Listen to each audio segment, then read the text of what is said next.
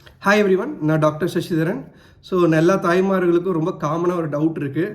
Sir, Ghraib water எங்கள் அம்மா காலத்துலேருந்து என் குழந்தைக்கு நான் வந்து கிரைப் வாட்டர் கொடுக்குறேன். ஸோ அது வந்து நல்லதா கெட்டதா? நீங்கள் ஒரு பீடியாட்ரிஷனாக சொல்லுங்கள். எங்கள் அம்மாலாம் நல்லது தான் சொன்னாங்க. குழந்தை அழுகுது, நாங்கள் கிரைப் வாட்டர் கொடுத்தோடனே நல்லா படுத்து தூங்கிடுறாங்க. ஸோ குழந்தைக்கு இந்த தொந்தரவு கம்மியாகுது. அப்போ நல்ல விஷயம் தானே சார்? நாங்கள் அது கொடுக்கலாம்ல, ஏன் நீங்கள் கொடுக்க வேணான்னு சொல்கிறீங்க? ஒரு பீடியாட்ரிஷியன் டாக்டராக ஏன் தர வேணான்னு சொல்கிறீங்க அப்படின்னு காரணம் கேட்குறீங்க. ஸோ நான் அதை கிளியராக உங்களுக்கு எக்ஸ்பிளைன் பண்ணுறேன். ஸோ கிரைப் வாட்டர் பற்றி நம்ம தெரிஞ்சுக்கணுன்னா முதல்ல அதில் என்ன இருக்குது, அது எப்போத்துலேருந்து யூஸ் பண்ணுறாங்கன்னு நம்ம முதல்ல தெரிஞ்சுப்போம். ஸோ கிரைப் வாட்டர் வந்து 1900 அந்த டைம்லேயே கிரைப் வாட்டர் ஸ்டார்ட் ஆகிடுச்சு. ஸோ ரொம்ப ஃபேமஸான பிராண்டு இந்த வுட்வர்ட்ஸ் பிராண்ட் சொல்லுவோம். இந்த பிராண்டில் தான் நிறைய நாள் வந்து இந்த கிரைப் வாட்டர் வந்து சர்க்குலேட் ஆகிட்டு இருக்கு.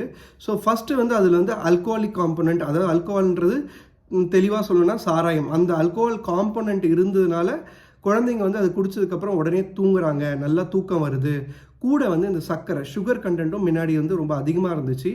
ஸோ அதனால் வலியை குழந்தை மறந்துட்டு அவங்க வந்து இந்த தூக்கம் நல்லா வருது, இந்த அழுதுட்டு இருக்க குழந்தை நல்லா தூங்குறாங்க அப்படின்னு அதை ஸ்டார்ட் பண்ண மக்கள் உணர ஆரம்பிச்சதுக்கப்புறம் அது ரொம்ப ஃபேமஸாக சர்க்குலேட் ஆகி உலகம் ஃபுல்லாக எல்லா இடத்துலையுமே இந்த வுட்வர்ட்ஸ் கிரைப் வாட்டர் வந்து ரொம்ப ஃபேமஸாக இருந்த ஒரு விஷயம்.